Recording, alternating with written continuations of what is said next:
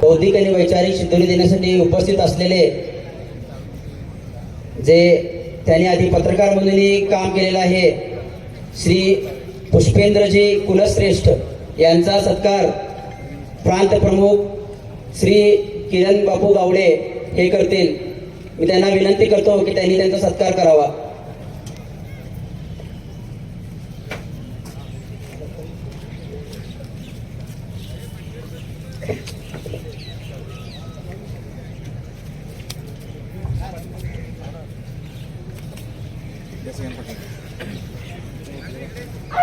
पुण्यश्लोक छत्रपती श्री शिवाजी महाराज की, धर्मवीर छत्रपती श्री संभाजी महाराज की, भारत माता की, हिंदू धर्म की।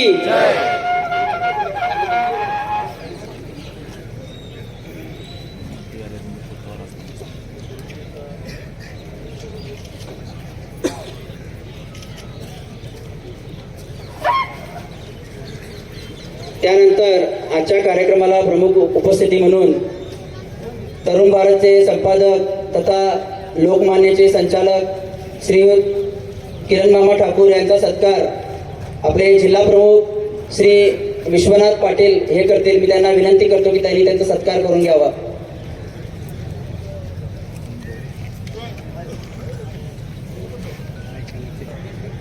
पुण्यश्लोक छत्रपती श्री शिवाजी महाराज की, धर्मवीर छत्रपती श्री संभाजी महाराज की, भारत माता की, हिंदू धर्म की। काही पटीने मोठी झालेली आहे, तर मी आपले प्रांत प्रमुख किरण बापू गावडे यांना विनंती करतो की त्यांनी आपलं मनोगत व्यक्त करावं।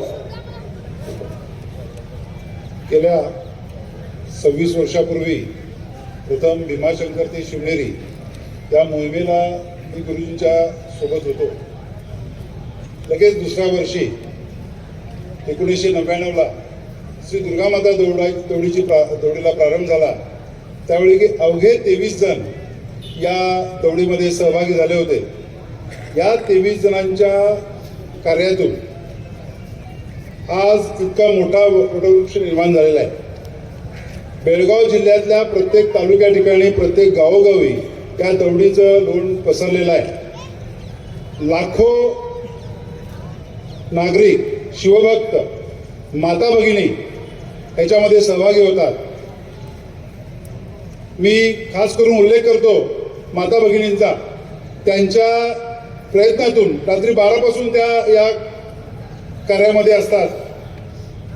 रांगोळी घालणं, स्वच्छता करणं, फुलांच्या रांगोळ्या घालणं, त्यांच्यामुळे हे शक्य होते। प्रत्येक कुटुंब या कार्याशी जोडलं गेलेलं आहे। सर्वांचे मी आभार मानतो, कारण पुष्पेंद्रजींना जास्त वेळ देणं महत्वाचं आहे। त्यांचे विचार आपण सगळ्यांनी ऐकायला पाहिजेत आणि ते मनात चित्तात ठेवूया। ही दुर्गामाता दौड संपूर्ण देशभर कशी पसरेल, कशी जाईल, याचा आपण पुढील काळात प्रयत्न करायचा आहे। धन्यवाद। ज्यासाठी आपण इथं सर्वजण उपस्थित आहात, ज्यासाठी त्यांची अमृतवाणी ऐकण्यासाठी आपण सर्वजण इतक्या भल्या पहाटे दौडमध्ये भाग घेऊन उपस्थित आहात, असे श्री पुष्पेंद्रजी कुलश्रेष्ठ, एक ख्यातनाम पत्रकार, BBC आज तक सगळ्या प्रख्यात बातमी वाहिन्यांवरती सहभाग घेऊन त्यांनी प्रखर हिंदुत्ववाची भूमिका स्पष्टपणे निर्भीडपणे मांडली। काशी जी की कला जाती, मथुरा मस्जिद होती, अगर शिवाजी न होते तो सबकी सुन्नत होती। ही जी शिवरायांची कीर्ती ऐकून कविराज भूषण उत्तरेतून दख्खनमध्ये आले आणि रायगडीच ऐकून शिवाजी महाराजांवरती कविभूषणांनी छंद लिहून काव्य लिहिलं। अशीच कीर्ती आदरणीय भिडे गुरुजींची ऐकून गेल्या वर्षी त्यांचं मार्गदर्शन आम्हाला मोहिमेत लाभलं आणि आजही ते भिडे गुरुजींच्या आदेशानुसार आम्हा सर्व बेळगाववासियांना आपलं शिदोरी देण्यासाठी इथे उपस्थित आहेत। तर मी सरांना विनंती करतो की आपण आपल्या अमृतवाणीतून आम्हाला ओतप्रोत करावं। छत्रपती श्री शिवाजी महाराज की जय, धर्मवीर छत्रपती श्री संभाजी महाराज की जय।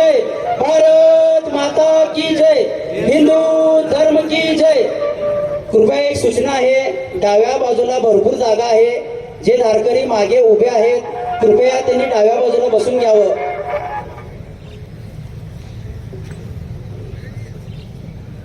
आप सबका बहुत बहुत धन्यवाद.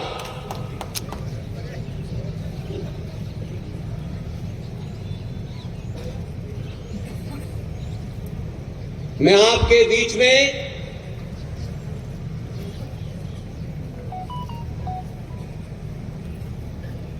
भिड़े गुरुजी के आदेश पे आया हूं. बेलगावी मेरा तीसरी बार आना हुआ. 2012 से जो सफर शुरू किया उसमें ये पहली सभा है जहां एडमिनिस्ट्रेशन वर्दी में सरकार के साथ है, दिल से आपके साथ है. छत्रपति श्री शिवाजी महाराज की जय। और यहां का प्रशासन ये जानता है कि ये जो बड़े गुरुजी छत्रपति महाराज शिवाजी के अनुयायी हैं, ये पत्थर नहीं फेंकते, इसलिए उनको आप पे भरोसा है. इसलिए किसी सड़क को रोक करके ये पहला प्रोग्राम हो रहा है. इसके लिए आप सबको बहुत बहुत धन्यवाद. आज पूरे देश में और पूरे विश्व में जो आग लगी हुई है, संचार क्रांति के इस दौर में कोई बात किसी से छुपी नहीं है. जो बात हम पिछले 20 साल से कह रहे थे, आज वो टेलीविजन के माध्यम से आपको गाजा पट्टी में भी नजर आती है, कश्मीर में नजर आती है, बंगाल में नजर आती है, आसाम में नजर आती है. अब लोगों को अनुभव हो गया है कि हमारे हिंदुओं के बहुत सी दुकानें जो चल रही हैं, अनगिनत ठेकेदार हैं. इतिहास के मोड़ पर जब सनातनी अपनी शक्ति को पहचानने लगा, अपने पूर्वजों को पहचानने लगा, तब वो ठेकेदार कहते हैं कि हमारा डीएनए एक है. ये दो अलग अलग संस्कृतियां हैं, ये डीएनए कभी एक नहीं हो सकता. राजा दशरथ के 4 पुत्र थे और उन 4 पुत्रों में जब राजकाज की बात आई तो भगवान राम को राजपाट देने की बात तय हुई और यकायक भगवान राम को वनवास के लिए जाना पड़ा. तो भगवान राम अपनी खड़ाऊ छोड़ी, अपने भाई को राजकाज दिया और जंगल चले गए. ये हमारी संस्कृति है, हमारी परंपराएं, हमारी आस्थाएं हैं. और वहीं दूसरी तरफ एक राजा औरंगजेब, जिसके 4 पुत्र थे, उन पुत्रों में राजा बनने की जब बारी आई तो उन्हीं के सगे भाई औरंगजेब ने अपने सगे भाई की गर्दन काट करके शाहजहां को भेंट कर दी. ये उनकी संस्कृति है. इसलिए आपको अपने आदर्श, अपनी परंपराओं, अपनी मान्यताओं, अपनी निष्ठाओं पर गर्व होना चाहिए. इतिहास में आजादी से पहले और आजादी के बाद तक 6 ऐसे मुसलमान शिक्षा मंत्री बने जिन्होंने शिवाजी का पाठ नहीं पढ़ाया, और ये बात मैं बहुत दुख से, तकलीफ के साथ छत्रपति शिवाजी की उस भूमि पर कह रहा हूं जहां आज इतने सारे युवा शेर और शेरनियां सड़कों पर बैठे हैं। अगर ये ताकत, ये अनुशासन 50 साल पहले दिखाया होता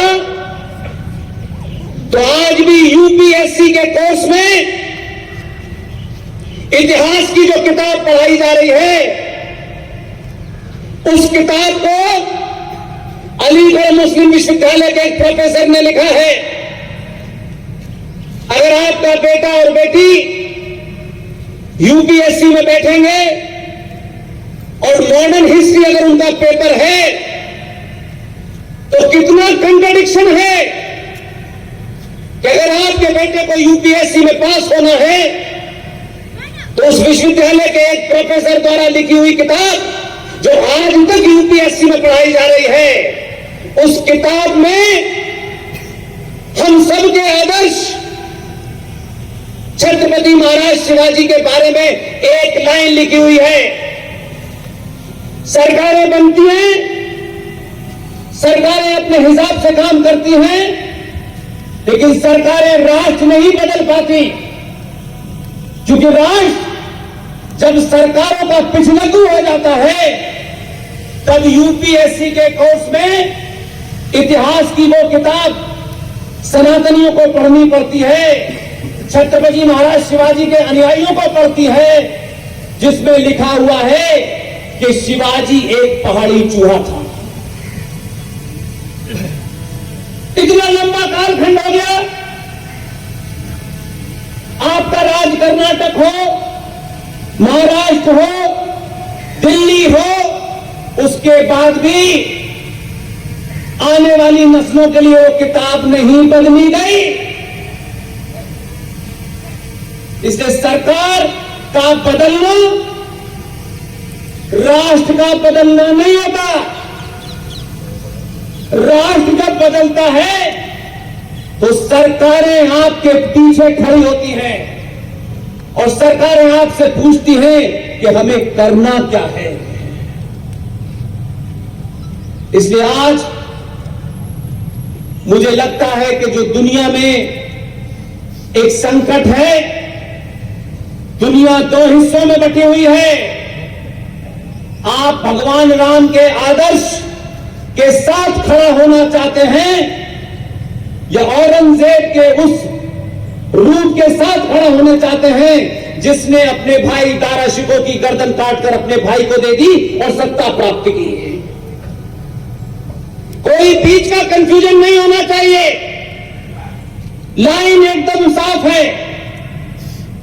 आने वाली पीढ़ियां इस बात को याद रखेंगी कि संकट की इस घड़ी में जब समाज में चाटुकार लोग, राजनीति के दलाल लोग अपने चुनाव जीतने और हारने के लिए इधर उधर का खेल करते हैं, लेकिन राष्ट्र को सुरक्षित करने का खेल नहीं करते।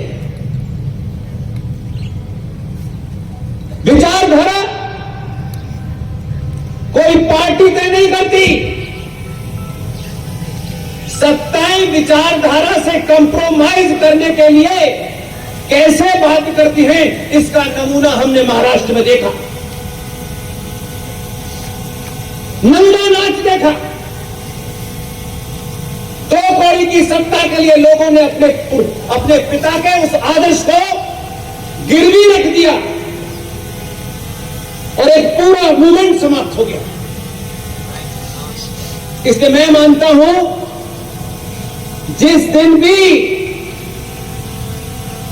पूरे भारत का सनातनी हिंदू जिस दिन भी अपनी सामूहिक शक्ति का सार्वजनिक प्रदर्शन करेगा, सत्ताएं आपकी चौखट पे नाक रख रही।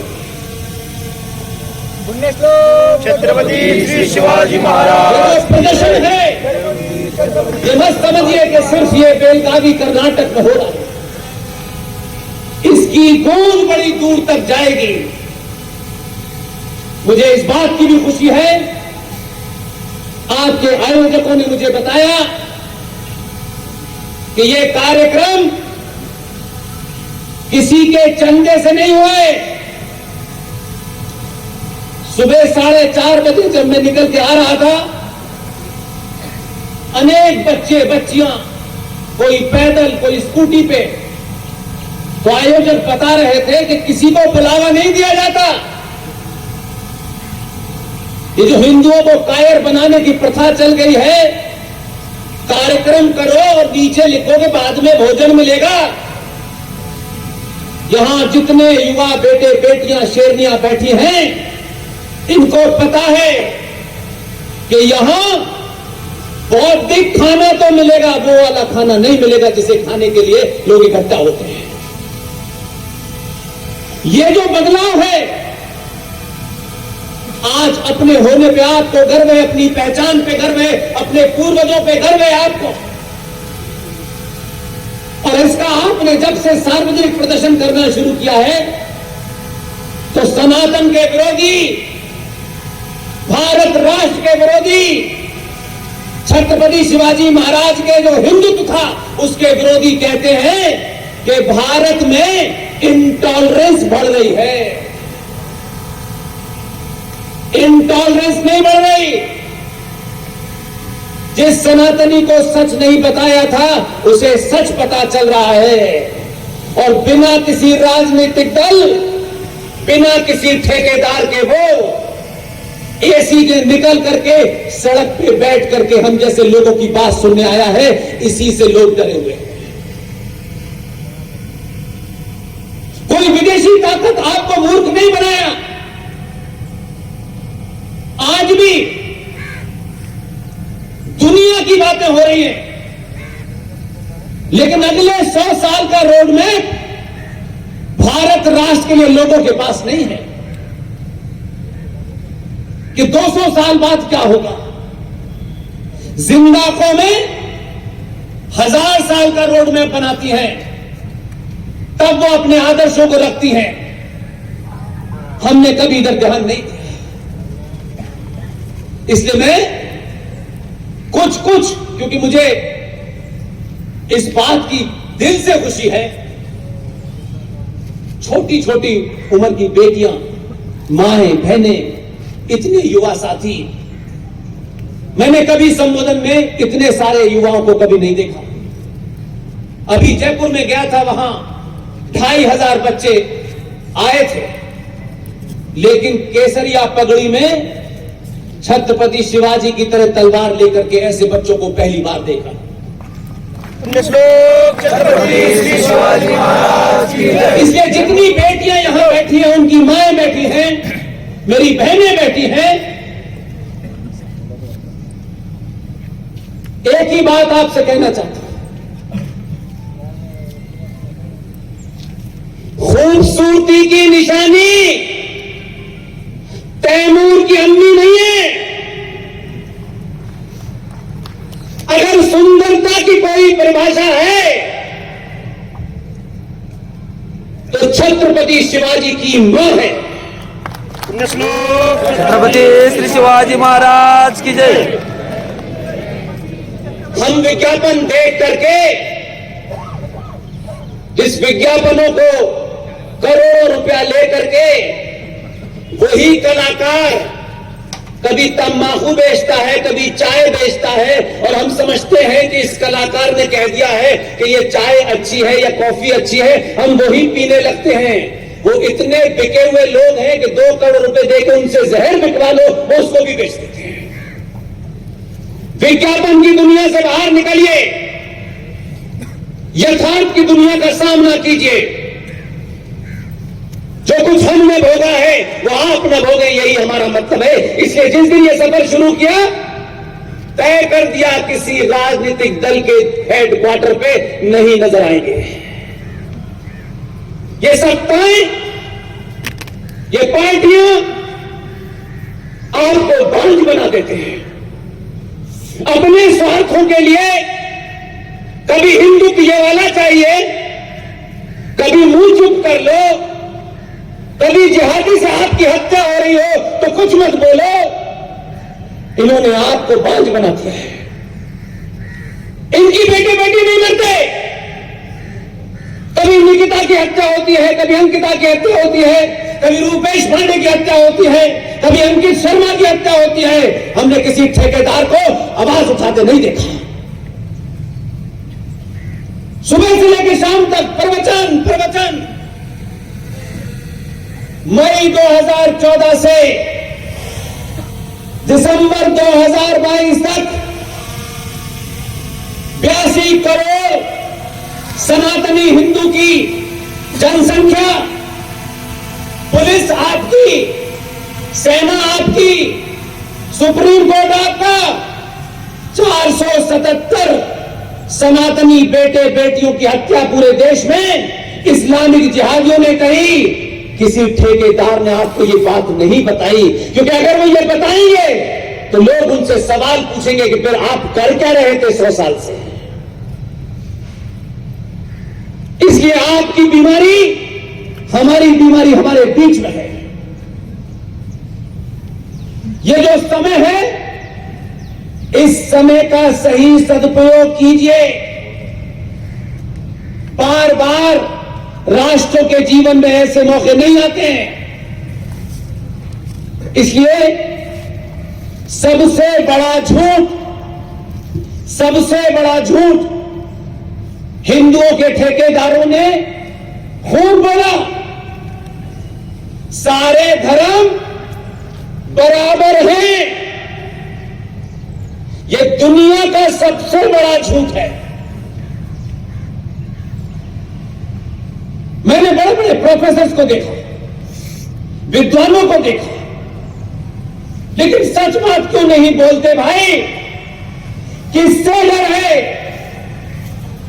हम जो मानते हैं कि जो आया है उसका जाना निश्चित है। जब मौत निश्चित है तो डरना किससे है? सारे धर्म बराबर हो ही नहीं सकते, क्योंकि धर्म का अर्थ इन तथाकथित विद्वानों ने, अध्यापकों ने, मठों ने कभी आपको नहीं बताया। हमारे साहित्य में, हमारे संस्कारों में, हमारे आदर्शों में धर्म का अर्थ होता है आपका कर्तव्य, आपकी ड्यूटी। एक पिता का धर्म क्या है, एक मां का धर्म क्या है, एक बेटी का धर्म क्या है, एक राजा का धर्म क्या है, एक डॉक्टर का धर्म क्या है, एक इंजीनियर का धर्म क्या है, एक पुलिस वाले का धर्म क्या है। धर्म का अर्थ पूजा पाठ नहीं होता, और इसलिए बराबर नहीं हो सकते कि आज बहुत बहस चली है। मैंने सुना है साउथ इंडिया में पता नहीं उस पागल आदमी ने क्या खाया था कि वो सनातन को गाली दे रहे हैं। जिन्हें अपने बाप का पता नहीं है वो सनातन को गाली दे रहे हैं, और बहुत आसान है गाली देना।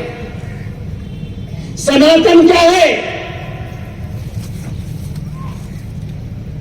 इस ब्रह्मांड की जब भी उत्पत्ति हुई होगी, जब भी ये एग्जिस्टेंस में आया होगा, जब भी ये कायनात, ये यूनिवर्स बना होगा, लाखों साल पहले, करोड़ों साल पहले, मुझे गिनती नहीं पता, हम दुनिया में एकमात्र ऐसी प्रजाति है पूरी दुनिया में जो पूरा शुद्ध रूप से हमारा अस्तित्व साइंस पे रखा हुआ है, साइंस पे। और जब साइंस नाम का कोई शब्द नहीं था तब उसको सनातन कहते थे। अलग अलग परिभाषाएं अपने हिसाब से लोग लगाते हैं। इसलिए न हमारा कोई संगठन, न हमारा कोई इरादा, न हमें किसी को खुश करना है। और हमसे अगर कोई नाराज होता हो तो कल होता हो तो अभी हो जाए, हमको कोई दुख नहीं है। सनातन क्या है? किसे सनातन कहते हैं?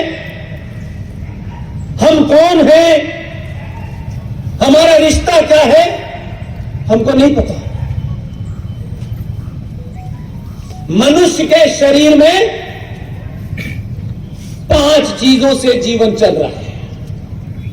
वो 5 चीजें, वो 5 तत्व जब वो उस शरीर में से समाप्त हो जाते हैं तो मनुष्य की मृत्यु हो जाती है। इसलिए हम कहते हैं कि हमने फला फला की मृत्यु के बाद उनको 5 तत्व में विलीन कर दिया। ये पूरा ब्रह्मांड 5 तत्वों पे खड़ा हुआ है और उन 5 तत्वों को मानने वालों को सनातन कहते हैं। ये पूजा पाठ का इसमें कोई लेना देना नहीं है। हमारे सनातन में कहा गया, और आज नहीं, आज किसी साइंटिस्ट की बात नहीं कर रहा हूं मैं, हजारों हजारों साल पहले, लाखों साल पहले जो ऋषि मुनि जिनका इतिहास एक पागल कुत्ता मिडिल ईस्ट से आया था, उस पागल बीमार आदमी ने भारत में आने के बाद उसको सबसे ज्यादा डर इस बात का लगा कि जो सनातनी हैं इनकी प्रेरणा कहां से मिलती है, वो कौन सा ज्ञान है जिसके कारण अनादि अनादिकाल से ये समाज जिंदा है। उस पागल ने विश्व में जब यूनिवर्सिटी का कोई जिक्र नहीं होता था, ये कैम्ब्रिज, ये लॉर्ड यूनिवर्सिटी, ये तमाम विश्वविद्यालयों का कोई जिक्र नहीं था, ये शब्द नहीं था, तब नालंदा में जो विश्वविद्यालय था उसमें दुनिया के लोग कहां कहां से शिक्षा लेने आते थे। लेकिन जिन पागलों को लगता है कि एक किताब आने के बाद अब सारी किताबें बेकार हैं, उस बख्तियार खिलजी ने वो पूरी की पूरी लाइब्रेरी जलाई और 3 महीने तक वो किताबें जलती रही।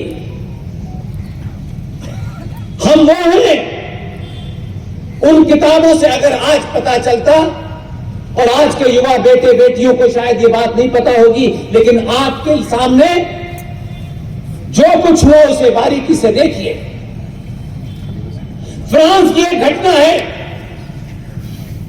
फ्रांस में किसी ने रूल तोड़ा, वहां की पुलिस ने उसे रोकने की कोशिश की, वो नहीं रुका, गोली चली, गोली चलने से एक लड़का मारा गया। यहां तक अपनी जगह बात ठीक है। हो सकता है कि इसमें यह विवाद हो सकता है कि गोली नहीं चलानी चाहिए कि कुछ और चलानी चाहिए थे, ये उनके यहां का रूल है, उसमें मुझे कोई दखल नहीं है। लेकिन अगर ये हो भी गया तो फ्रांस में 10 दिन तक हिंसा का नंगा नाच हुआ। यह भी कुछ हद तक मुझे रोष नजर आता है, लेकिन मेरा सवाल यह है, वो कौन सी बीमार मानसिकता है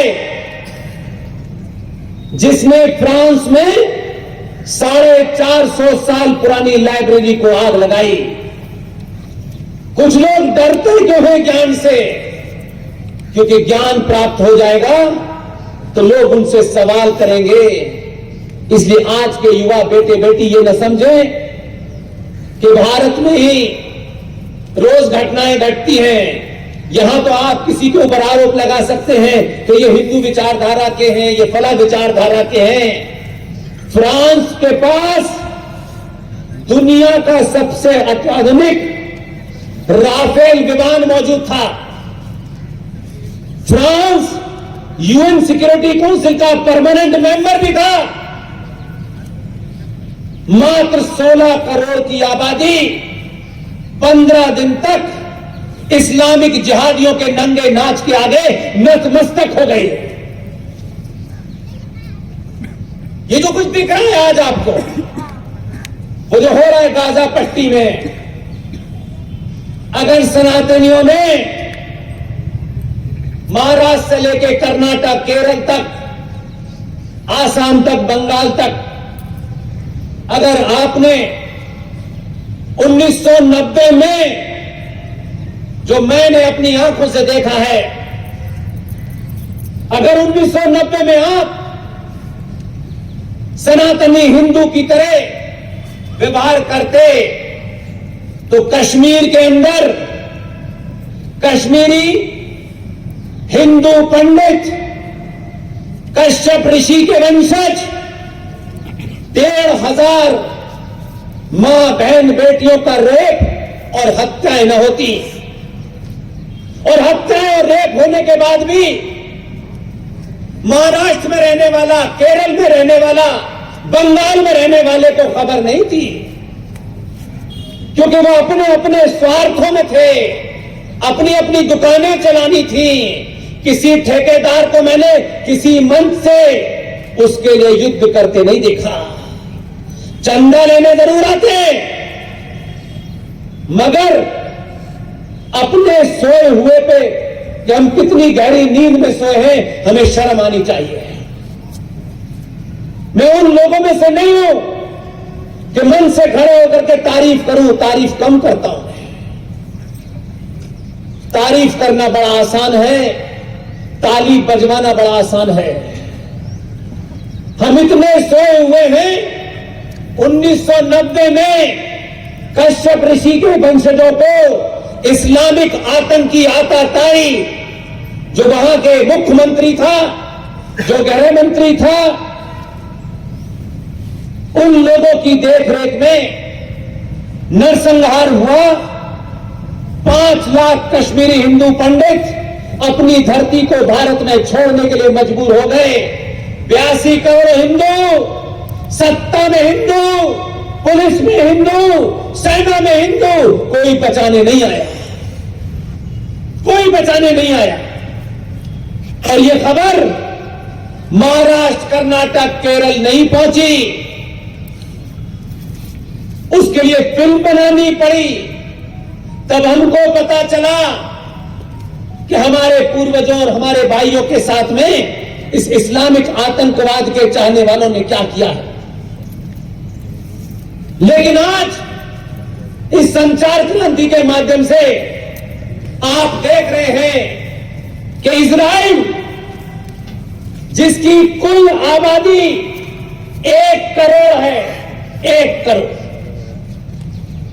इसलिए भीड़ करोड़ों लोगों की हो वो महत्व नहीं रखती है। पुरुषार्थी 1 करोड़ हैं, चारों तरफ से इस्लामिक जिहादी देशों ने घेर रखा है। अकेला ऐसा तांडव मचाया है कि पूरी दुनिया का इस्लामिक हाय हाय कर रहा है। इसलिए यह मत समझिएगा कि हमारे पास ये नहीं है, वो नहीं है। जिंदा कौमें अपने जिंदा होने का परिचय देती हैं। ये जो आपको नेताओं ने खरीद लिया है, एक कहता है कि हम आपको 2 महीने की बिजली फ्री देंगे, कोई आटा फ्री दे रहा है, कोई चावल फ्री दे रहा है। शर्म नहीं आती सनातनियों? तुम्हारे पूर्वजों को दुनिया की ताकतें नहीं खरीद पाई और तुमको ये 2-2 कौड़ी के नेता कोई 1,000 रुपए फ्री बांटेगा, कोई 2 महीने की बिजली फ्री करेगा, कोई 2 किलो चावल देगा, तुम इसमें बिकते हो। बिकना बंद करो, अपने आप को पहचानो, तुम कौन हो। मेरा 10 साल का सफर पूरे देश में मुझे यह भरोसा दिलाता है कि आज सनातनी हिंदू अपने होने पर थोड़ा थोड़ा गर्व महसूस कर रहा है। इसलिए वो लोग परेशान हैं। वो कभी नहीं चाहते थे कि आप अपना इतिहास जाने। सत्ताओं में बैठे हुए लोग भी नहीं चाहते।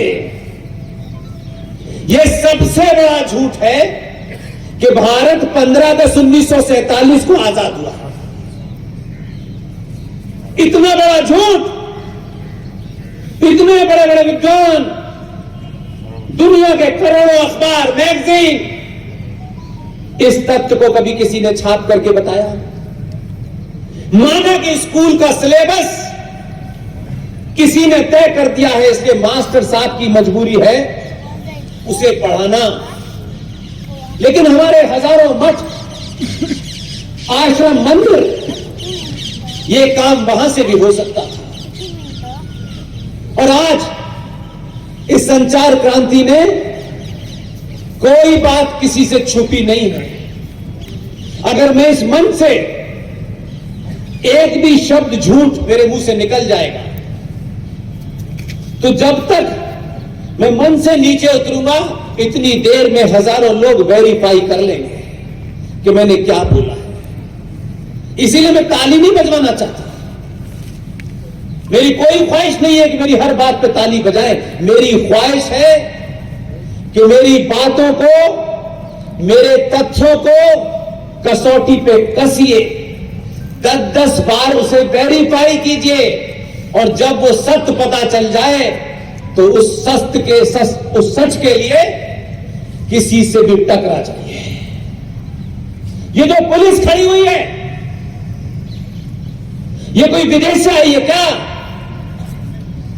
इसी वर्दी में किसी का भाई है, किसी की बहन है, किसी की बेटी है, किसी का पिता है, क्योंकि ये पुलिस एक नियम से बंधी है। वो नियम अच्छा है बुरा है, इस पर बहस नहीं है, लेकिन जब तक ये उस नियम से बंधी है तब तक उसे वही काम करना है। इन विचारों को, पुलिस वालों को तो यह भी नहीं पता है कि आज 2023 के भारत में भारतीय पुलिस आज भी 1861 के कानून से गवर्न हो रही है। यह पुलिस 1860 के एविडेंस एक्ट से गवर्नर हो रही है, जिसको अंग्रेजों ने अपनी सत्ता चलाने के लिए बनाया था। हमने 70 साल में देश को लूटा, जाति और जाति के अंदर जाति से बांटा, अपने स्वार्थों के लिए समाज में टुकड़े किए और सत्ता की। क्योंकि हमारे मूल में हमें मिली ही सत्ता थी कि अंग्रेजों ने भी हमारे बीच में पहले हमें बांटा, फिर सत्ता प्राप्त की। इसलिए जाके पढ़िएगा, ये कोई भारत की किताब नहीं बताएगी, ये ग्रेट ब्रिटेन की लाइब्रेरी और भारत के अंदर 3 मूर्ति भवन जहां फूल वाले चचा रहते थे, वो आज बहुत सालों के बाद कुछ हम जैसे लोगों के ताकत में आई है। तब पता चलता है कि बताया गया कि चचा ने शपथ 15 अगस्त 1947 को ली थी। यह आधा सच है, पूरा सच नहीं है। हम दुनिया में एकमात्र ऐसे देश हैं जिसको अपने ही लोगों ने 70 साल के अंदर इतना झूठ पिलाया है कि हम यही भूल गए कि हम हैं कौन। कोई बाहर वाला दोषी नहीं है। 1946 की 6 ऐसी घटनाएं हैं कि अगर वो आपको समझ आ जाए, उन्हें वेरीफाई कीजिएगा जाकर के। युवा बेटे बेटी, आपके पास एक हथियार है जिसे गूगल कहते हैं, उसमें जाके वेरीफाई कीजिएगा और तब आपको लगेगा कि भाई हम आधी चीजें जीवन में झूठ पढ़ रहे थे, हमारे माता पिता उस झूठ के साथ चले भी गए। जनवरी 1946 भारत में 15 प्रांतीय असेंबलियों का चुनाव हुआ। उस चुनाव में कांग्रेस पार्टी, ये वाली नहीं वो वाली, और मुस्लिम लीग के बीच मुकाबला था। कुल 15 प्रांतीय असेंबलियों की कुल संख्या 1585 सीटें थी। 1585 सीटों में से 492 सीटें मुसलमानों के लिए रिजर्व थी। चुनाव हुआ, 492 जो मुसलमानों के लिए रिजर्व सीटें थी, उसमें 429 सीटें मुस्लिम लीग ने जीती और कांग्रेस पार्टी को बहुमत मिल गया। जैसे ही कांग्रेस पार्टी को बहुमत मिला, ब्रिटेन के किंग की तरफ से एक दूसरा स्टेटमेंट आया कि हम भारत की सत्ता को शीघ्र ही हस्तांतरण करने वाले हैं।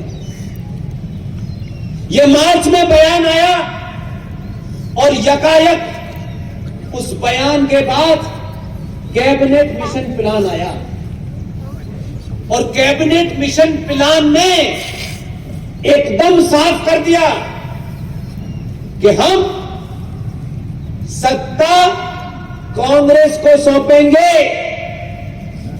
मौलाना आजाद कांग्रेस पार्टी के अध्यक्ष थे, उनको इस्तीफा दिलाया गया। इसलिए इस दौर के मेरे आदर्श भिड़े गुरु जी को किसी अमरावती में पुलिस की नासमझी, अज्ञानता के कारण उनके बारे में बहुत कुछ किया गया। उनके ऊपर कुछ, मुझे लगा है कुछ FIR वगैरह भी की गई। और अभी मैं अमरावती से आ रहा हूं, बात आए थे पुलिस वाले, उन्होंने कहा ऐसा माहौल खराब हो गया है। मैंने कहा सच बताओ, कमरे में बैठे हो, बड़े गुरु जी ने झूठ बोला था क्या? बोले हम मानते हैं उन्होंने झूठ नहीं बोला, लेकिन हम वर्दी से बंधे हुए हैं। मैंने कहा जिस दिन मरोगे वर्दी के साथ नहीं जलाए जाओगे, सनातनी रीति रिवाज के साथ जलाए जाओगे। अगर कोई चीज, कोई पद, कोई नौकरी अपने पूर्वजों को गाली देने और उन्हें झूठा साबित करने के लिए है, तो ऐसी नौकरी को जूते की नोक पे रख के भगा देना चाहिए। इसलिए बड़े गुरुजी जैसा ही आदमी सच बोल सकता है, सच बोलना चाहिए। इसलिए मैं भावनात्मक बात आपसे नहीं करता। जैसे ही कैबिनेट मिशन प्लान ने यह कहा कि हम कांग्रेस को सत्ता सौंपेंगे, तत्काल 20 अप्रैल 1946 को कांग्रेस पार्टी के नए अध्यक्ष चुनने के लिए घोषणा हुई। और उस घोषणा के बाद, इसलिए मैं कह रहा हूं, पार्टी लाइन पे जब आप बात करते हैं तो तथ्यों को सही नहीं समझ पाते, क्योंकि आप एक पहले से राय बना लेते हैं।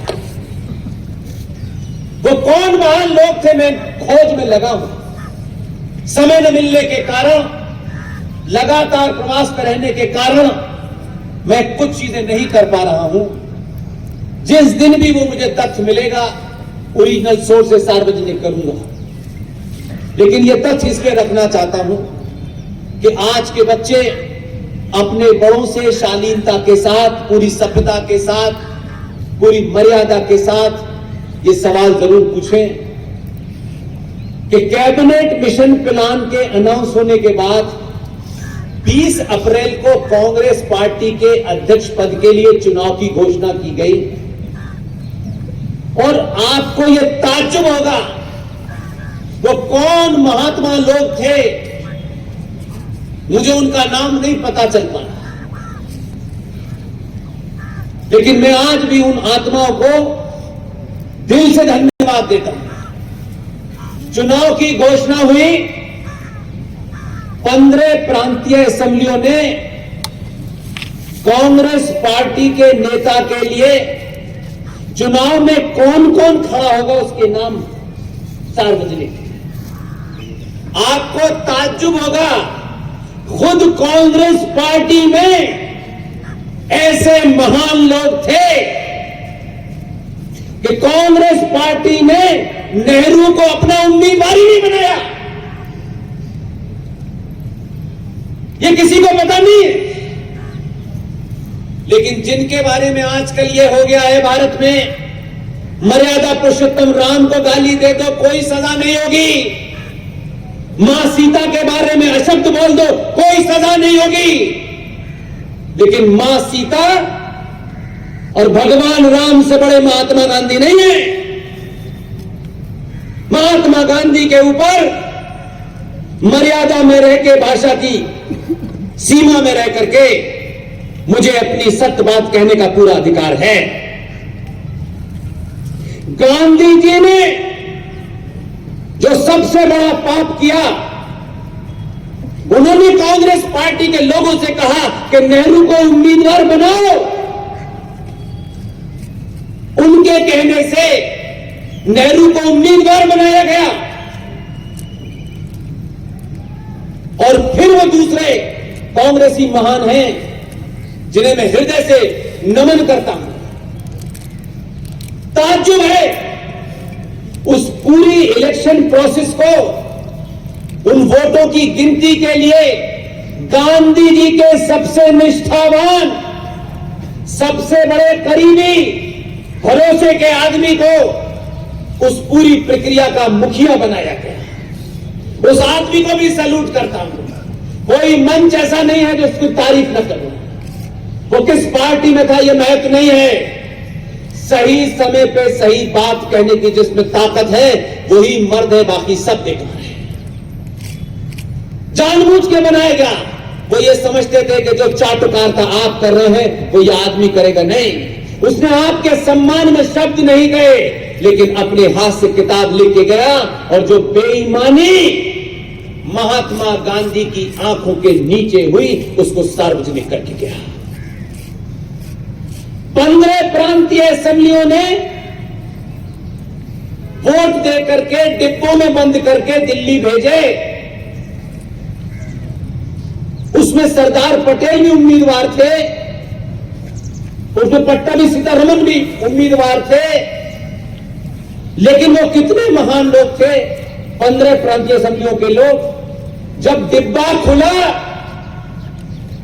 तो एक वोट पट्टाभी सीतारमन को मिला, एक वोट कृपलानी को मिला और एक वोट इनवैलिड हुआ और 12 वोट सरदार पटेल को मिले। नेहरू को एक वोट ही नहीं मिला। जो 2023 में कह रहे हैं लोकतंत्र की हत्या हो रही है, आपने तो लोकतंत्र के पैदा होने पे ही भ्रूण हत्या कर दी थी। आप बड़े जुर्म हैं, आप बड़े कातिल हैं। लोकतंत्र की हत्या तो उस दिन हुई जब पार्टी ने आपको एक भी वोट नहीं दिया, तो तब भी कांग्रेस पार्टी का अध्यक्ष नेहरू को बनाया और एक साजिश के तहत यह हुआ। और सबसे बड़ा दूसरा सच, किस तरीके से आप इस बात का अंदाजा लगाएं कि अप्रैल में जब यह हो गया तो जिस मुस्लिम लीग ने 1940 में लाहौर में 23 मार्च 1940 में यह प्रस्ताव पारित किया था कि हमें पाकिस्तान चाहिए,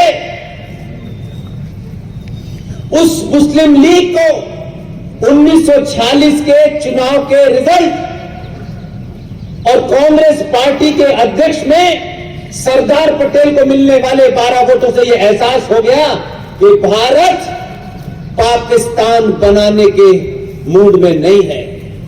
तब उन मुसलमानों ने मुस्लिम लीग का सबसे बड़ा लीडर, उसकी देखरेख में बंगाल के अंदर 14 अगस्त 1946 को, आज के बच्चे बेटियां गूगल पे जाएं, डेट डालें 14 अगस्त 1946 को।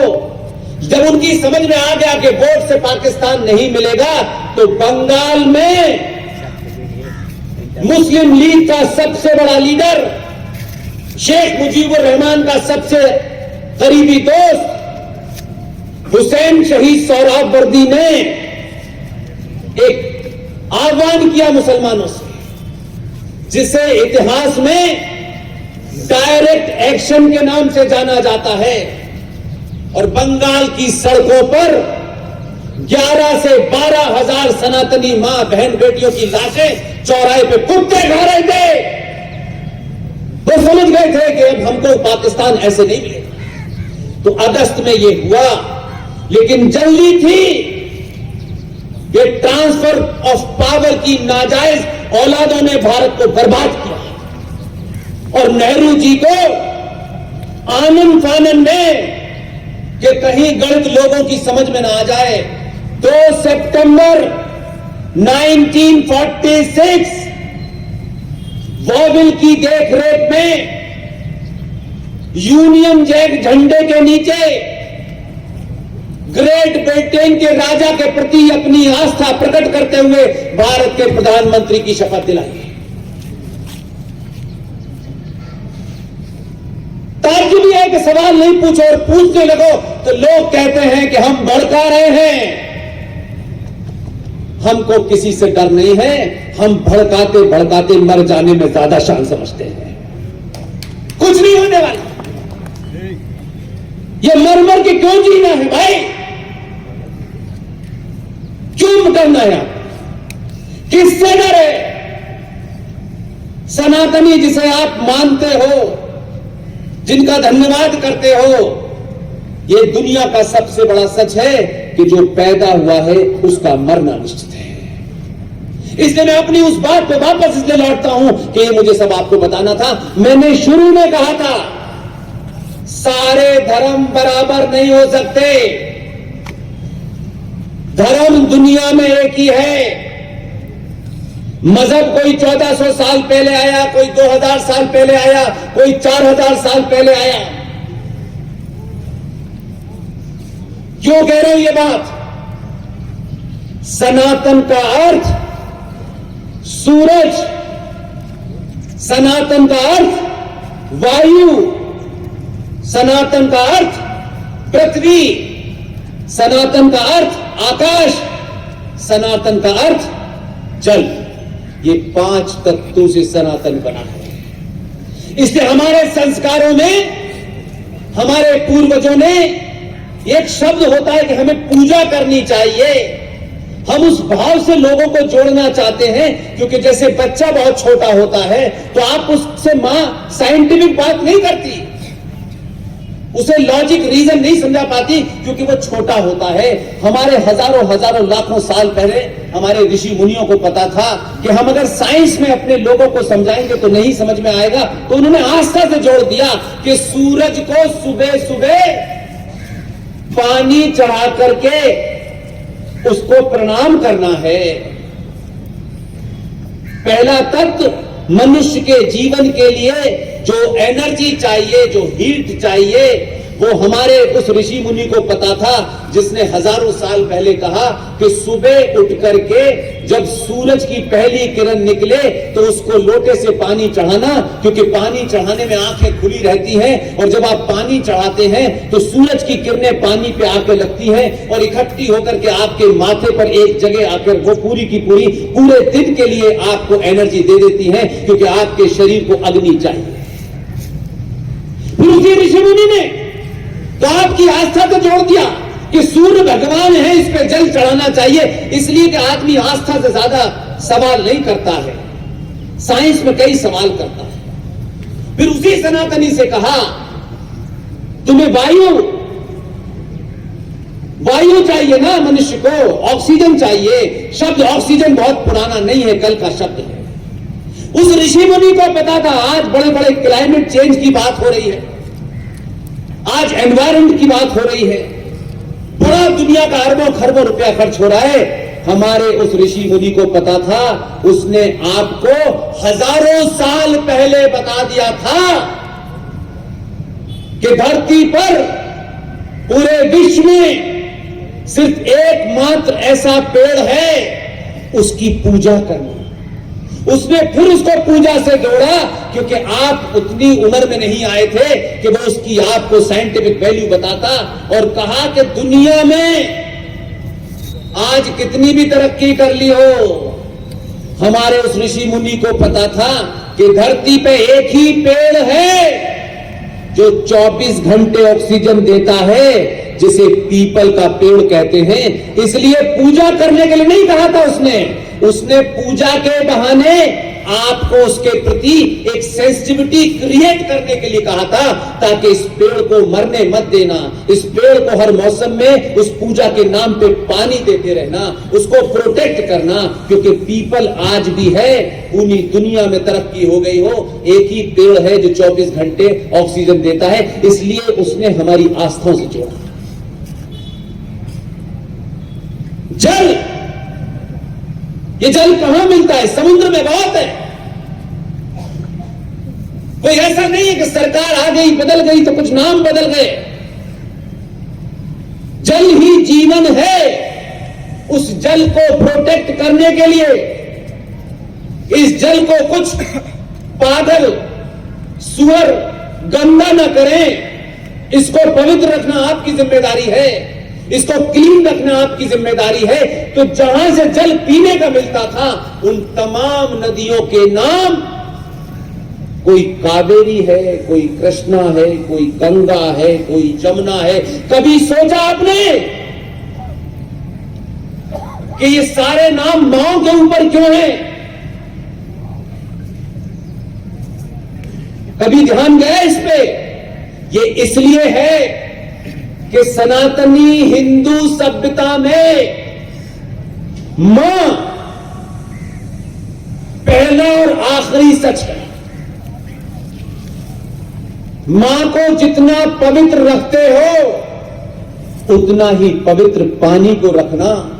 जितना मां का आदर करते हो, जितना मां को प्रणाम करते हो, उतना ही इस नदी को भी पवित्र रखना, ताकि पूरी की पूरी जनरेशनों को पीने का पानी मिले।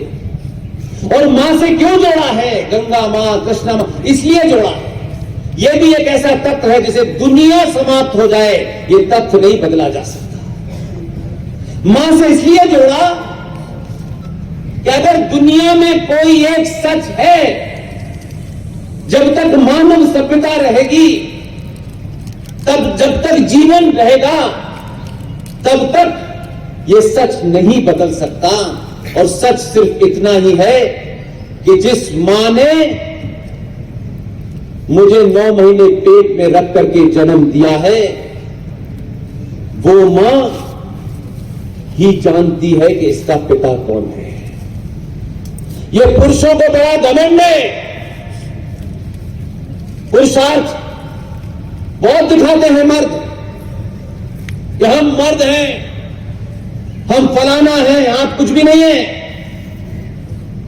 धन्यवाद करना चाहिए उस मां को, पैर छूने चाहिए उस मां के, जिस मां को ये पता है कि जो मेरा बेटा पैदा हुआ है, उसी को सिर्फ पता है पिता कौन है।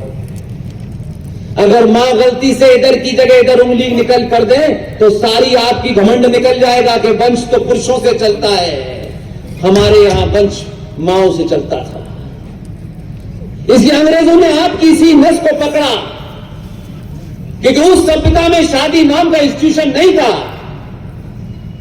उस दौर में शादी इंस्टीट्यूशन नहीं थी अंग्रेजों के दौर में, इसलिए उनको समझ में आ गया कि मां एक ऐसी सच्चाई है जिसे कोई बदल नहीं सकता है। इसलिए मां का सबसे पहला काम उन्होंने क्या किया कि जैसे ही उनका मौका लगा कि ये अपनी रूट से कट जाएं, ये उन जड़ों से कट जाएं, तो उन्होंने कानून बनाया कि सरकारी नौकरी प्राप्त करने के लिए आपकी उम्र का सर्टिफिकेट, आपकी मां और पिता कौन है इसका सर्टिफिकेट, इसका सर्टिफिकेट एक अंग्रेज देगा। और जब तक आप उससे अटेस्ट नहीं कराएंगे, तब का वो वैलिडिटी नहीं होता। अब मैं पूछना चाहता हूं कि उस अंग्रेज अफसर को कैसे पता चला कि मैं लिख के लाया हूं कि मैं स्वर्गीय बलदेव प्रसाद का बेटा हूं? उनको कैसे पता? ये बात तो सिर्फ मेरी मां के अलावा कोई नहीं जानती। लेकिन आप जो देखते हैं सरकारों में, मैं वो नहीं देखता। मैं वो देखता हूं कि चाहे 100 साल के बाद ही अगर कुछ डॉट बराबर भी कुछ बात बढ़ी है तो कम से कम हम ये कहें ये नहीं हुआ, वो क्यों नहीं किया। भाई साहब, अगर जो किया है उससे आने वाली नस्लें सुधर जाएंगी तो वो 100 बड़े कामों की चीज है। मैं किसी सरकार की तारीफ नहीं करता, बहुत मुश्किल होता है। मैं व्यक्ति विशेष की तारीफ तो करता हूं कि ऐसे लोगों को, पुरुषार्थी को पैदा कीजिए। पहला ऑर्डर निकला भारत के अंदर, क्योंकि इससे हमारा कोई इंटरेस्ट नहीं है। इसमें तो कुछ हमें पैसे मिलने नहीं है, इसमें तो कोई फ्री चावल मिलना नहीं है, इसमें तो बिजली का बिल माफ नहीं हो रहा। सनातनी इतने ही सोचता था। लेकिन एक काम हुआ, पहला ऑर्डर शपथ लेने के बाद निकला कि अब से हर बच्चा, हर बेटी अपना डेट ऑफ बर्थ का सर्टिफिकेट अपने आप ही अटेस्ट करेगी, कोई दूसरा अफसर नहीं करेगा। ये भाव है। और पृथ्वी जो हमें जीने के लिए सब कुछ देती है, हमारी परंपराओं में लोग सुबह उठते थे, जो आपके बुजुर्ग होंगे जरा उनसे पूछिएगा, बूढ़े गुरुजी से पूछिएगा। यहां तरुण भारत के एडिटर इन चीफ बैठे हुए हैं, 130 साल 103 साल पुराना अखबार है। मैं तरुण भारत का नाम सुनता था, लेकिन उसका एडिटर मेरे साथ बैठे थे। ये मेरे लिए गौरव की बात है। इतने सारे अखबार, दुनिया की इतनी मैगजीनें ऐसी खबरें नहीं छापती हैं। इसलिए 2022 में सच जान लीजिए बस, और कुछ नहीं जानना है। अगर सच जान लोगे तो दुनिया का कोई पागल कुत्ता आपको डरा नहीं सकता। और आपने सच जानना शुरू किया है, इसलिए हैदराबाद वाला कुत्ता दिन भर भौंकता है, दिन भर भौंकता है। ये जो बीमारी है, जिसके बाप की देख रेख में कश्मीर में 5 लाख सनातनी कश्यप ऋषि के वंशज भाग गए, भागने पे मजबूर कर दिया गया और 1,500 बेटे बेटियों की हत्या की। उसकी बेटी फलस्तीन के लिए और हमास के लिए और हिजबुल्लाह के लिए खड़े होकर के झंडे को नारे लगाती है। कुछ नहीं होता। उनको मालूम है सत्ताओं को कैसे डराया जाता है। और हम सच नहीं बोलना चाहते, किस लालच में नहीं बोलना चाहते। बड़े गुरु जी को कोई खरीद सकता है, कोई सरकार झुका सकती है हमें, इसलिए आप उनके अनुयायी हैं। किसी से न डरिए। सत्ता बहुत कमजोर होती है और छोटी सी होती है, बस। इसलिए राष्ट्र बड़ा होता है, देश बड़ा नहीं होता। देश को सरकार चलाती है, राष्ट्र को समाज चलाता है। इसलिए भिखारियों की तरीके से सत्ताओं से ये मांगना बंद कर दीजिए, हमें ये चाहिए, हमें वो चाहिए, हमें इसमें छूट चाहिए। नहीं, भारत राष्ट्र का सौदा संसद में हो गया है, कोई बताता नहीं है मेरे भाई। कोई तो बताओ, मेरा 100 गज का मकान है, मेरा 500 गज का मकान है, मेरा फार्म हाउस है, आप किस पे लड़ रहे हो? सारे चुप हैं, हिम्मत नहीं है बोलने की। मैं कोई बात ऐसी नहीं कह रहा, जाके ढूंढिएगा। 1995 में जो भी राष्ट्रवादी थे, नाम नहीं बताना चाहता, चुप बैठे हुए थे, बिके हुए थे। 2013 में 117 गिनती थी, पार्लियामेंट में एक लफ्ज नहीं बोले। बड़े बड़े भाषण देने से राष्ट्र नहीं बचता, आपको जागरूक करने से राष्ट्र बचता है। सौदा हो गया है भारत की जमीन का। आपको लगता होगा कि मैं कैसी बेतुकी बात कर रहा हूं।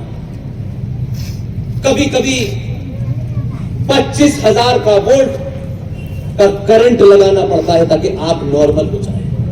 आप नॉर्मल नहीं है, सनातनी हिंदू नॉर्मल नहीं है, वो अपनी दुनिया में लगा हुआ है। 2013 में भारत की संसद के अंदर एक कानून पास हुआ, कानून लागू हो गया।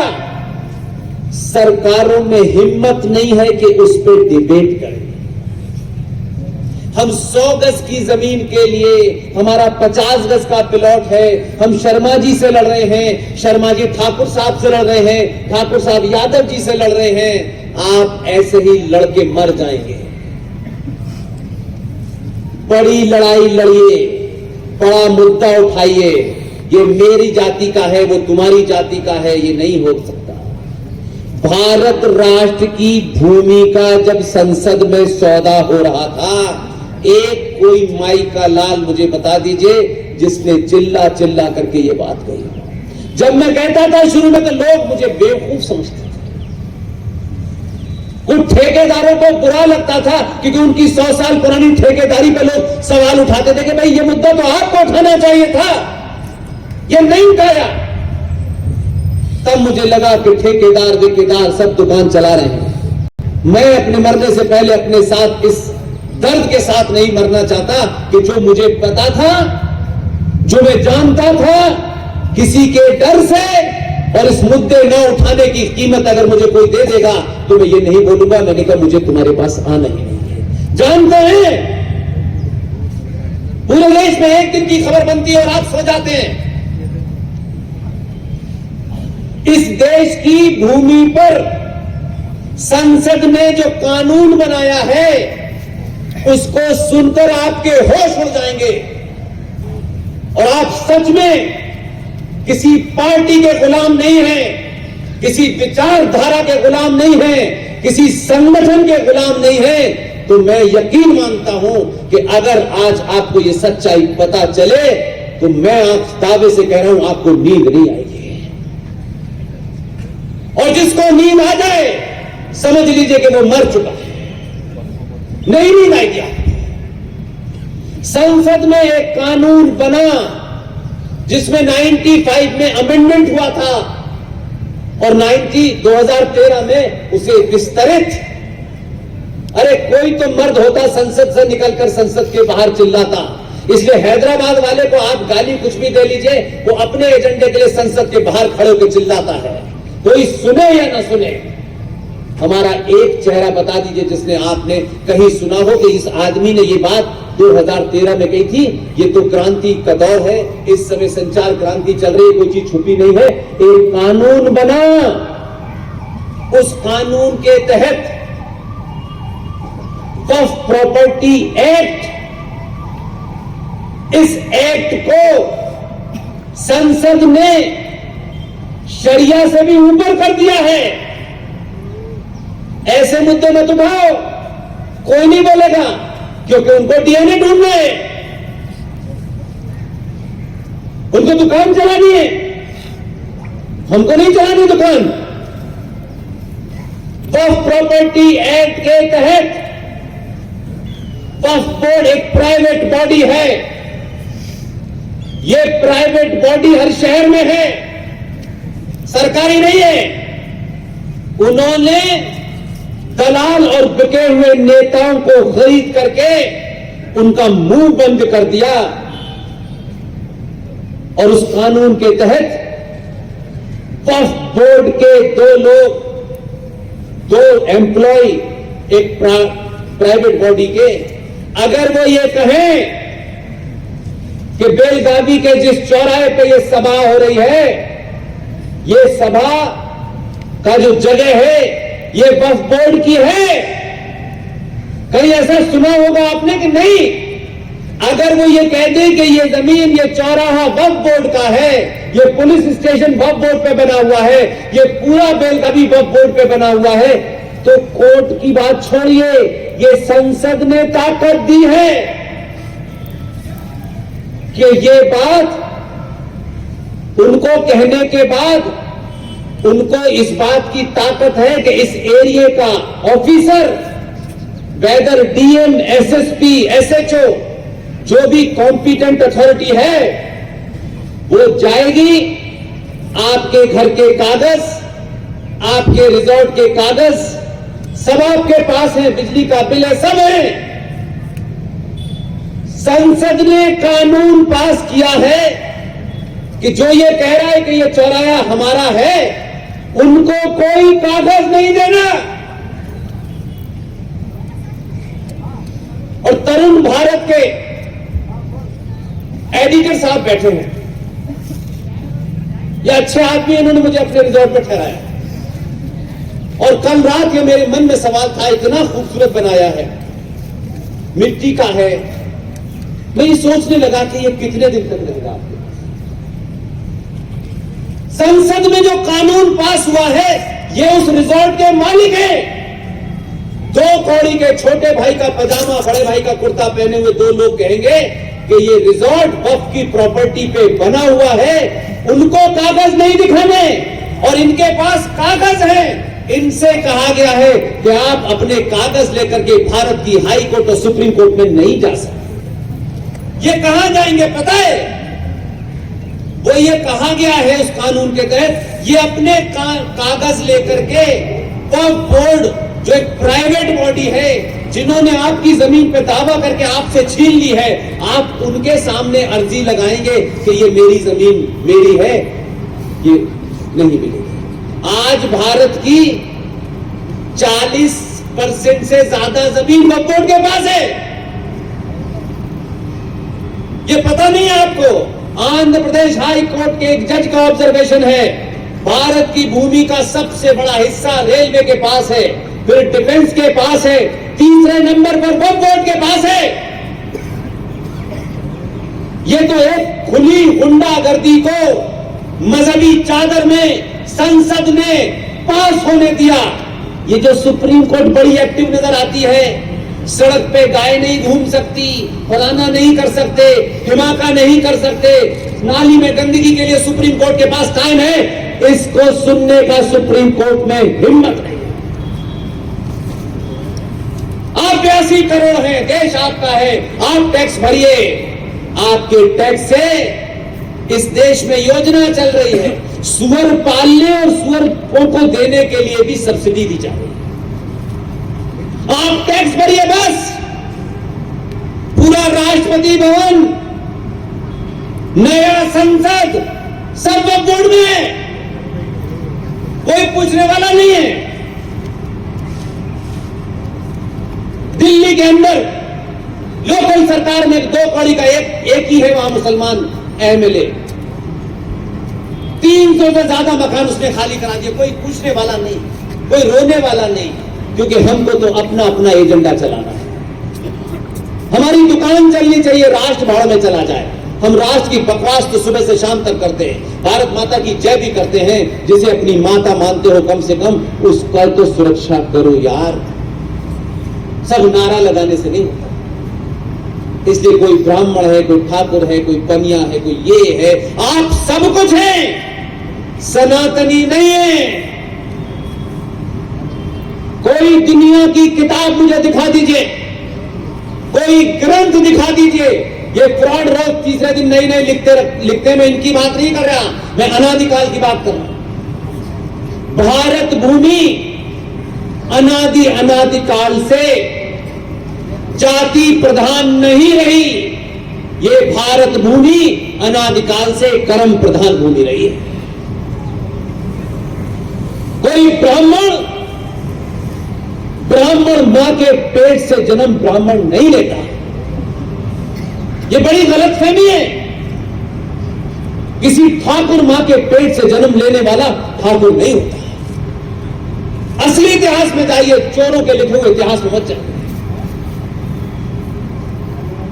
हमारे यहां जिसने ज्ञान प्राप्त कर लिया, और ज्ञान का मतलब किताबें पढ़ना नहीं होता है, यूजीसी से मिली हुई डिग्री नहीं होता है, ज्ञान मिलता है मंदिर में, शिक्षा मिलती है विश्वविद्यालय में। जिसने ज्ञान प्राप्त कर लिया वही ब्राह्मण है। जिसने अपनी मां, बहन, बेटी, परिवार, घर, समाज, अपने जिले को बचाने के लिए अपना पुरुषार्थ दिखाया वही क्षत्रिय है।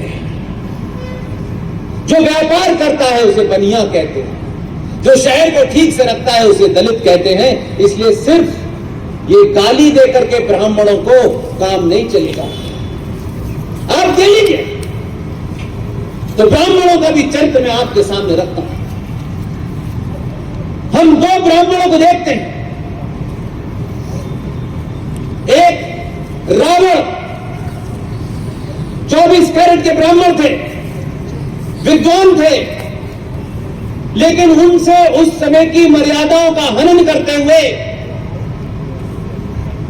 उस समय के आदर्श को उन्होंने खंडित करके एक ऐसा कार्य किया जिससे वो मर्यादा टूटी।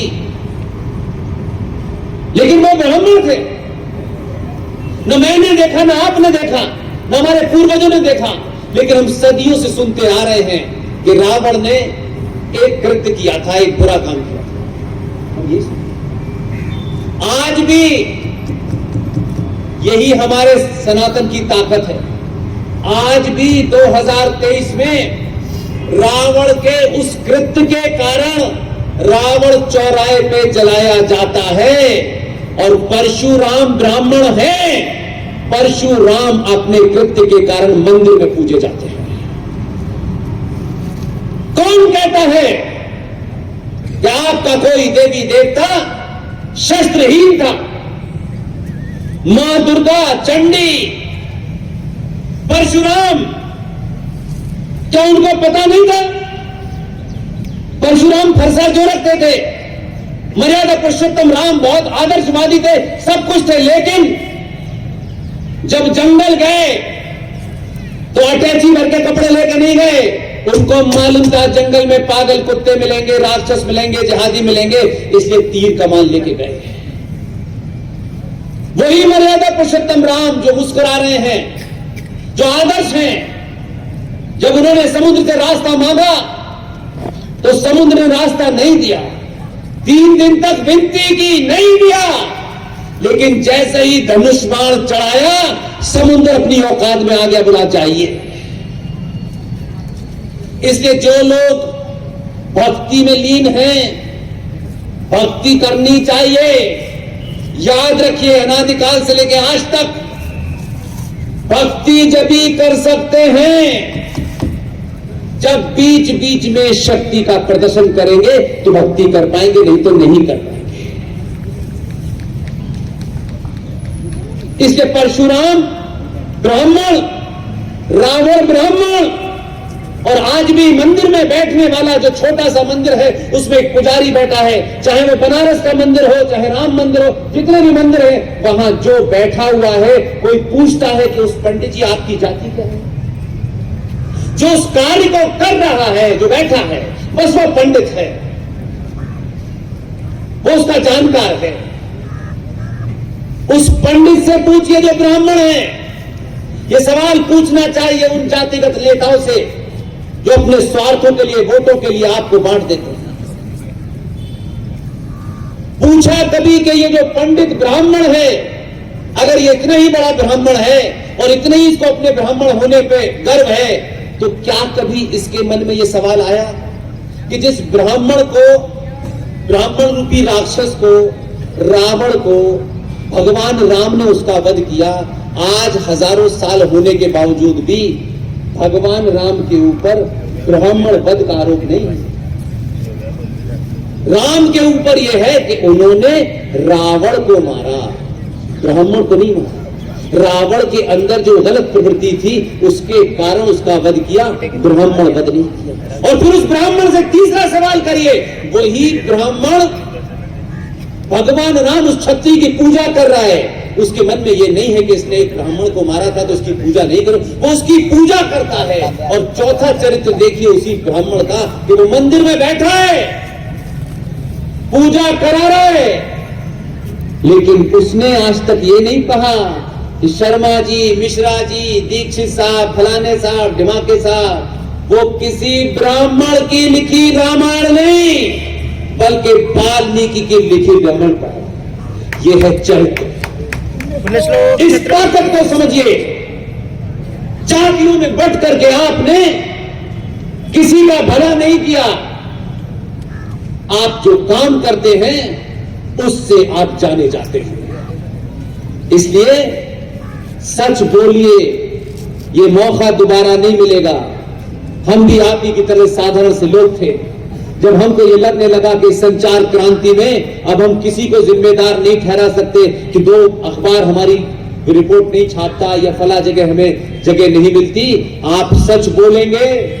मैं अपने सामने पिछले 10 साल से इस ताकत को देख रहा हूं। सच सुनने के लिए चौराहों पे लोग धूप में बैठते हैं। सच सुनने के लिए रात में 2 बजे तक भी सभाएं होती हैं और लोग जाते नहीं है। लोगों को पता है कि इस सभा के बाद खाना नहीं मिलेगा, इस सभा के बाद प्रसाद नहीं मिलेगा, किसी पार्टी का टिकट नहीं मिलेगा, लेकिन उसके बावजूद भी अगर आप खड़े हैं, यही मेरी जीत है, यही मेरी ताकत है। और इसीलिए मैं पूरे देश भर में जाता हूं तो मुझे अंदर से खुशी होती है कि आज हम कहते हैं ये पढ़े लिखे लोग हैं, बड़े बड़े साइंटिस्ट, बड़े बड़े डॉक्टर, बड़े बड़े इंजीनियर। जब ये सवाल कहते हैं हमें नहीं पता था, मैंने कहा सर इसको पता करने के लिए कुछ खोना पड़ता है। मैं भी 10 साल पहले कुछ खो के आया। मुझे कुछ पाने की कोई इच्छा नहीं है।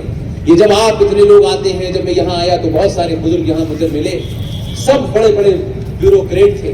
मुझे उनसे मिलकर इसलिए खुशी होती है कि कम से कम उम्र के इस मोड़ पर सच सुनने की सनातनियों में आदत पड़ गई है और इस सच के कारण ही दुनिया में बदलाव हो रहा है। इसलिए चिंता मत कीजिए। ये चोटे उठाए गिरे लुटेरे जिनके पास धोने के लिए पानी नहीं था, भारत में आके कहते हैं ये मुगल बिरयानी है। आप मुझे बताओ, रेगिस्तान में धोने के लिए पानी नहीं और यहां के लोग कह रहे हैं ये मुगल बिरयानी है। चावल पानी में पैदा होता है, पीने को पानी नहीं, धोने को पानी नहीं, वो कहते हैं ये मुगल बिरयानी है। कमाल है। इसलिए 1960 में मुगल आजम बना करके उन लोगों ने आपके जहनों को धो दिया। अब छत्रपति शिवाजी अगर ऐसी फिल्में बनती हैं तो अच्छा नहीं लगता, लेकिन मैं आपसे फिर एक विनती करता हूं, टेलीविजन देख करके अपने आइडियल मत बनाइए। ये 2-2 कौड़ी के लिए लोग 5-5, 10-10 करोड़ रुपया लेकर के किसी चीज का विज्ञापन करते हैं और सनातनी हिंदू उसको सच समझने लगता है। आपके अपने लोग हैं, उनसे कुछ भी खरीदेंगे, उनकी ताकत बढ़ेगी। अपनों को पहचानिए। जो अपनी दौड़ में पीछे रह गया है, अपने से कमजोर है, उसका हाथ पकड़ लीजिए बस। कोई दलित नहीं, कोई ब्राह्मण नहीं, कोई ठाकुर नहीं, कोई नहीं। हम सब सनातनी हैं और सनातनी प्रकृति के अंग हैं। इसलिए 1400 साल पहले एक मजहब पैदा हुआ, 2000 साल पहले पैदा हुआ, 4000 साल पहले एक मजहब पैदा हुआ। जो जो पैदा हुआ है उसका मरना निश्चित है। सनातन की ना कोई किताब है और ना सनातन पैदा हुआ है। प्रकृति का नियम है, जो पैदा ही नहीं हुआ तो उसके मरने का प्रश्न कैसे उठता है। सनातन सत्य है, अनंत है। जब तक ये ब्रह्मांड है तब तक सनातन है। 2-2 कौड़ी के चोटे उठाई गिरे तमिलनाडु में सनातन को गाली देने से सनातन कमजोर नहीं होने। ये ऐसे चोर बहुत आएंगे जो अपने स्वार्थों के लिए गाली दे दें। आप इनको गाली देने पे अपना टाइम बर्बाद ना करें, इनकी पीढ़ियां निकल जाएंगी, क्योंकि इनको गाली देने से वोट मिलते हैं, इनको गाली देने वाले जो वोटर हैं।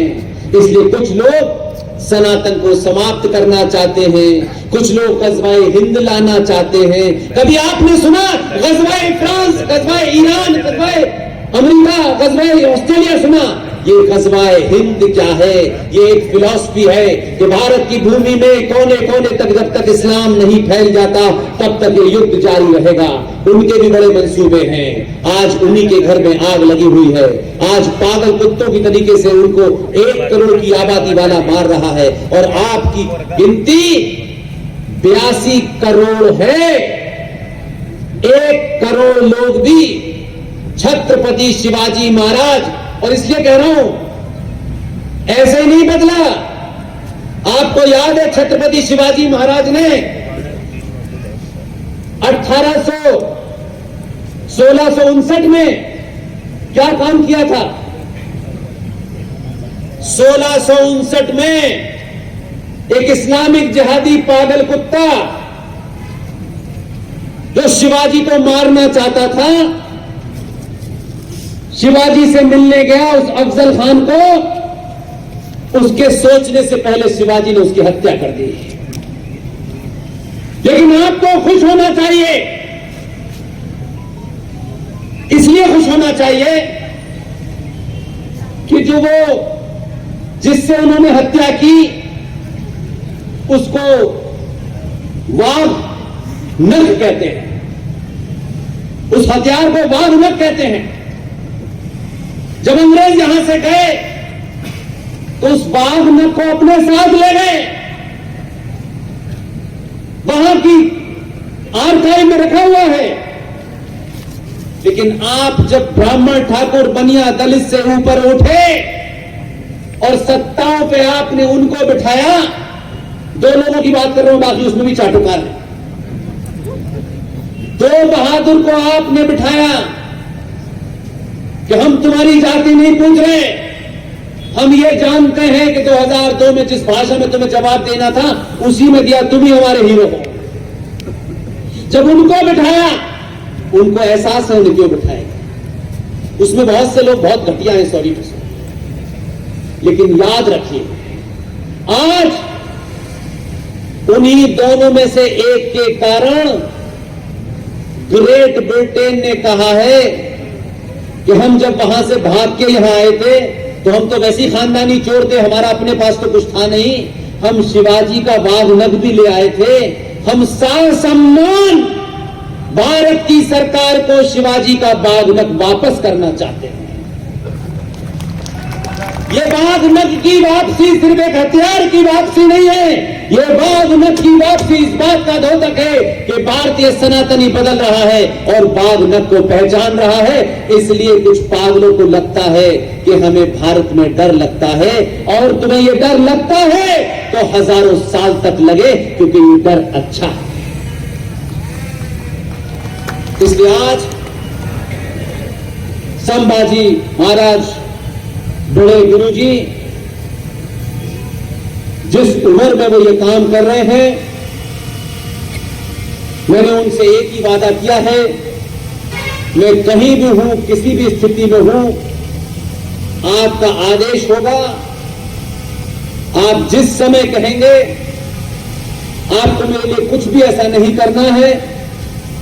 और मेरे जीवन की 2000 से लेकर ये पहली सभा है जहां मैं सुबह 4:30 बजे उठ के पहले मंदिर गया, और जो सुबह मैंने रूप देखा है, हो मैंने ये रूप नहीं देखा 700-800 सभाएं पूरे देश में कर चुका। सुबह सुबह बच्चे बेटियां अपने आप तैयार होकर अपने आप सब कुछ करते हो, सब कुछ गली गली में वो बच्चे बेटियों को भागते हुए देख रहा हूं, पूजा हो रही है। और सबसे अच्छा दृश्य, जब उन गलियों से मुझे लाया गया तो हर दरवाजे पर मां, बहन, बेटी आरती की थाली लेके खड़े हैं।